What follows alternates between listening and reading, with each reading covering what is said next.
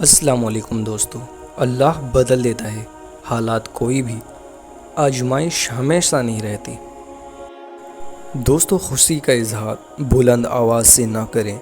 حسد کی نیند بہت ہلکی ہوتی ہے۔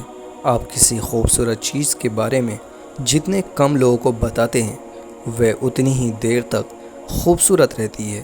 یہ ایک غیر تحریری اصول ہے۔ دوستو، ٹوٹا ہوا دل خدا کی توجہ کھینچتا ہے۔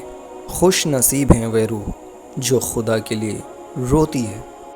دوستو، تربیت کے رنگوں میں ایسے ڈھلو کہ لوگ تمہیں پڑھنا چاہیں، تمہارے ساتھ رہنا چاہیں، تمہیں سننا چاہیں اور تمہارے جیسا بننا چاہیں۔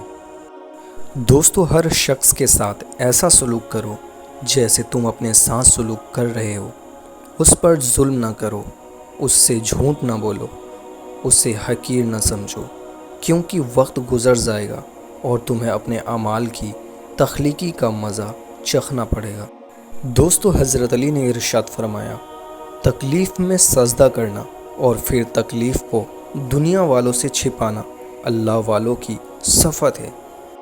دوستو، صرف انسان ہونا ہی کافی نہیں ہے، انسان کے اندر انسانیت کا ہونا بھی ضروری ہے۔ دوستو، تکلیفوں سے تھک کر آنکھوں سے اشک بہتے ہیں۔ کہنے والے کیا جانیں، سہنے والے کتنا تڑپتے ہیں۔ مدد کرنا سیکھیں فائدہ کے بغیر، ملنا جلنا سیکھیں مطلب کے بغیر، عاجزی سے چلنا سیکھیں غرور کے بغیر، زندگی جینا سیکھیں دکھاوے کے بغیر۔